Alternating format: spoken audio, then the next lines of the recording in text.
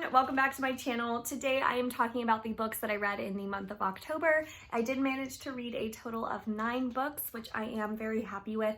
And for rating breakdowns, I read a total of 1 5-star book, 5 4-star books, 2 3.5-star books, and 1 1-star book. In terms of the genre breakdowns, I read a total of 4 thrillers and 2 horrors. So I was definitely in that October spooky mood. And then I also read 2 young adult fantasies and 1 contemporary. So for my wrap-ups, I like to go in the order of enjoyment. So we're going to start with the books that I liked the least and work our way up to the books that I liked the most. So starting with that 1-star book, that would be The Luminous Dead by Caitlin Sterling. Oh my goodness. So this book was pitched as a sci-fi horror that takes place in a cave, and it was supposed to be a creepy annihilation type of vibe where a caver goes on this mysterious expedition and something is following her and it's all just very mysterious. What we got instead of that was a book with 2 total characters, which nothing inherently wrong with just having 2 characters in a book. But when those 2 characters are as annoying as these 2 were, then that's a problem. So I really didn't enjoy these characters. And then what we got from the plot was essentially a caver who we are on some sort of planet that's not our own, but it's not really explained. And this caver is going into this cave for some unknown reason on this mysterious expedition that she's getting paid a lot of money for, and exploring the cave. And she's got someone in her ear guiding her through the cave, and that's your 2 characters.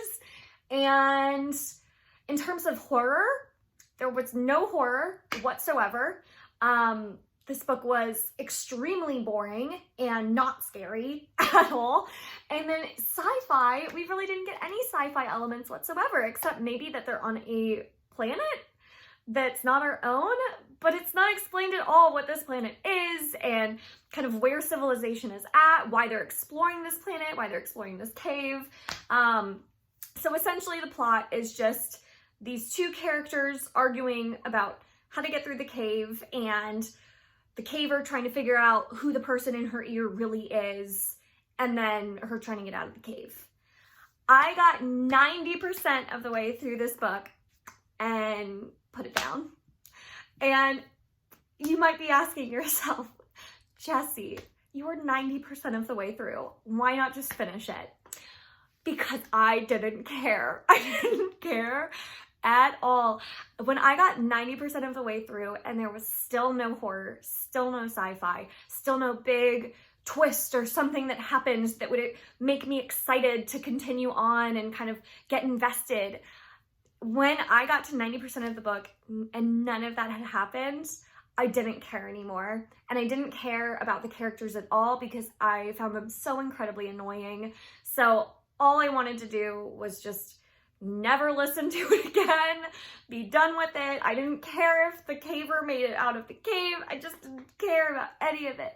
So this book I wouldn't recommend. I didn't see anything good about it whatsoever.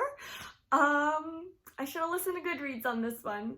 Didn't have the best reviews, and I probably should have listened to those, but sometimes you never know. I want to give those books a try that may not be great on Goodreads, but I have another book that I'm going to talk about in my wrap-up that didn't have great Goodreads reviews that I loved. So Goodreads was right on this one. Definitely skip it. The next book that I have to talk about was one of my 3.5 stars, and that was The Lovely Bones by Alice Sebold.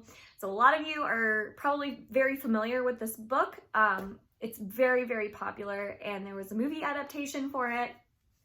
Essentially, it's about a little girl who is killed and is now in heaven, but is looking down on earth at her family, dealing with the repercussions of the tragedy and their grief and kind of how that breaks them apart but brings them back together. And also she's watching her murderer and trying to find out more about him and kind kind of see if he gets what he deserves.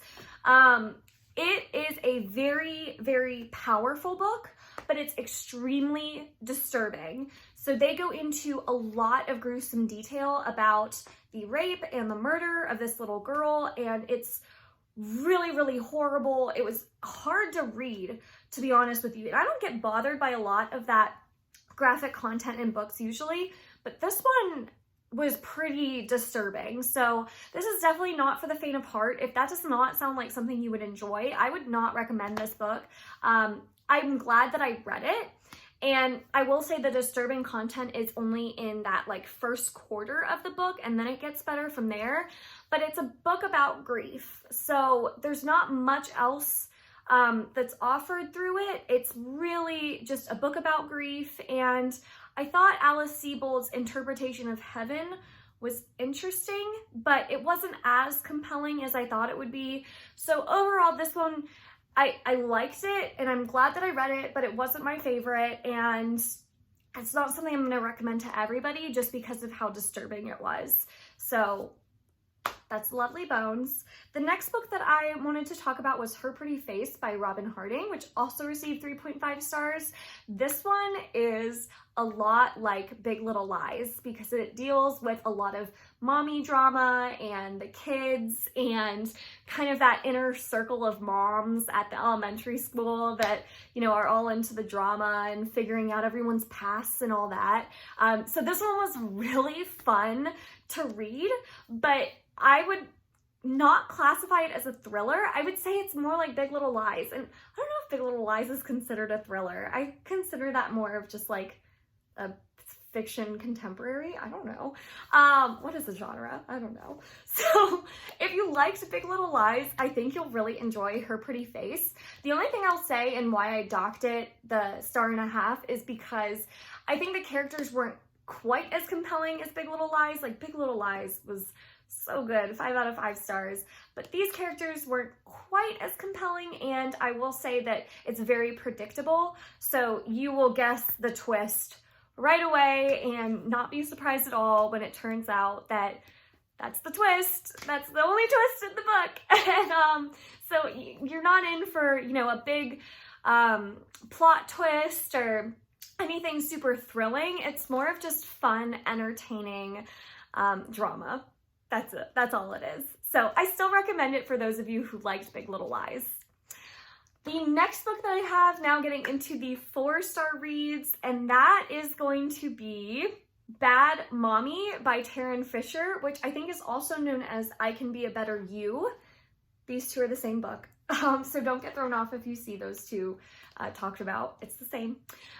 This one was a lot of fun. It's another domestic type thriller that follows a woman who is trying to insert herself into this marriage of the next door neighbors so that she can be the mother of their child, because she feels that she had a miscarriage and the spirit of her child is now in this child next door.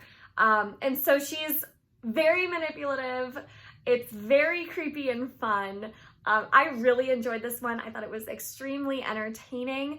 It reminded me a lot of The Last Mrs. Parrish, which I loved. I will say with this one, again, it's not anything where there's a big plot twist or anything like that. It's not as thrilling. It's more of just entertaining. And you do follow different perspectives throughout the book. You start off with, of course, the mother, the person who's trying to become the mother. And then you also follow the husband's perspective and the mother/wife's perspective. So getting all three of their perspectives was something that was really fun and added another element to the book that I really thought was unique, because they all offered something a little bit different. So I recommend it to those of you who like The Last Mrs. Parrish if you've read that, or just like domestic thrillers in general. Just don't expect it to be anything like a big plot twist. But I will say that the one thing that kind of caught me off guard was the very last sentence of this book. I'm not going to say anything else because I don't want to spoil anything, but for those of you who've read it, what? Is that real? I don't know. It's really good. So that was Bad Mommy.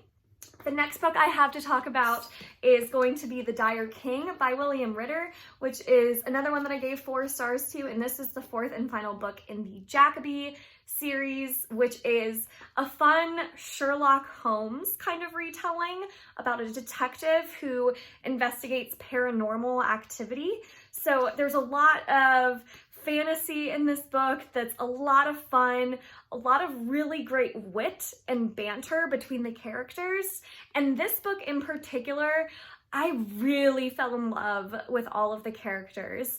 The first 3 books I gave 3 out of 5 stars to, but The Dire King, with all of its excitement and action, it was really fast-paced, and I just loved the characters in this one.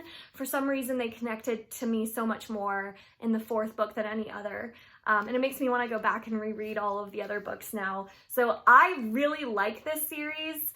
It's nothing spectacular, but it's just fun, and it's just fun characters with really witty banter, and all of the different paranormal aspects that come in and are introduced in these stories are really exciting. So I really enjoy the Jacoby series, so I would recommend it to those of you who like paranormal fantasy or Sherlock Holmes.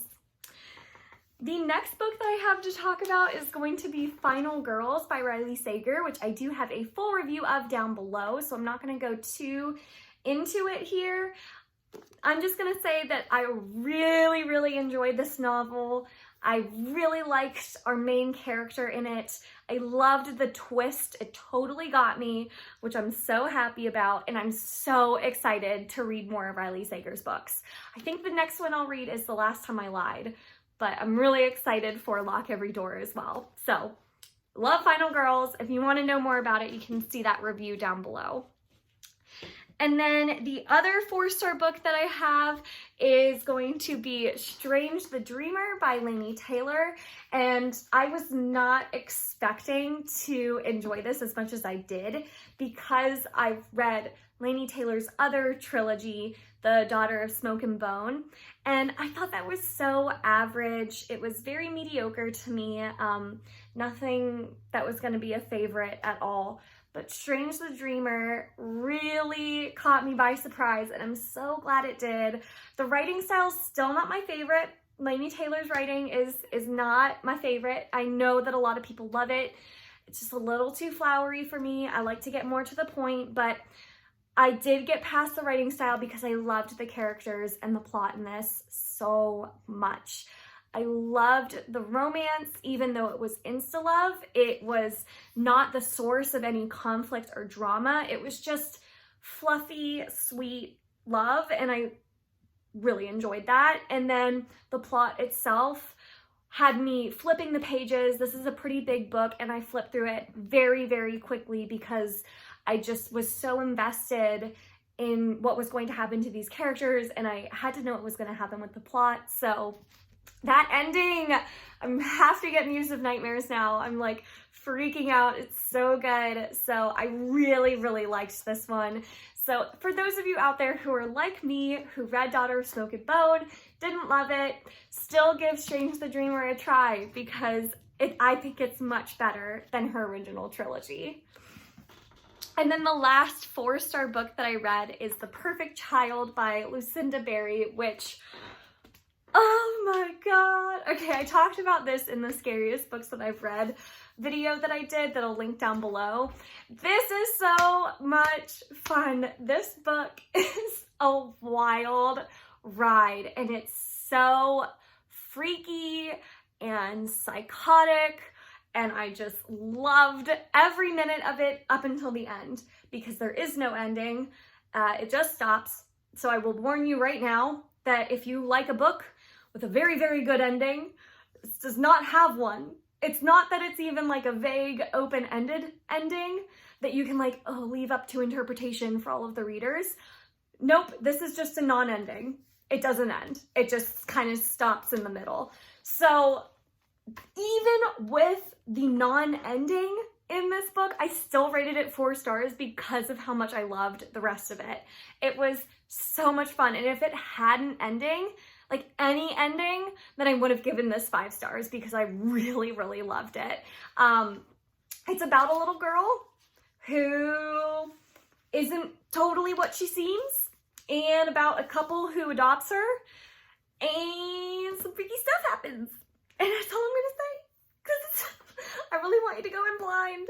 So if you like thrillers that revolve around little kids, this is the one for you. I've heard a lot of people compare it to Baby Teeth, and they say it's a better version of Baby Teeth. I haven't read Baby Teeth, so I can't speak to that. But if you liked Baby Teeth, then I think you'll really like The Perfect Child, because a lot of other people did. So definitely read this one. And now my favorite book of the month that I have a whole review for, so I'm not going to go too deep into it, but that is Imaginary Friend by Stephen Chbosky. And you all, I was not expecting this to be my favorite book of the year. I was not expecting it to be one of my favorite books ever. This was so good. And I got through this 700-page beast in like 3 days. And if I hadn't had to do life, like if I hadn't had to stop and like eat and work, I would have gotten through it in one sitting. This is a book that if you put it down, you can't stop thinking about it.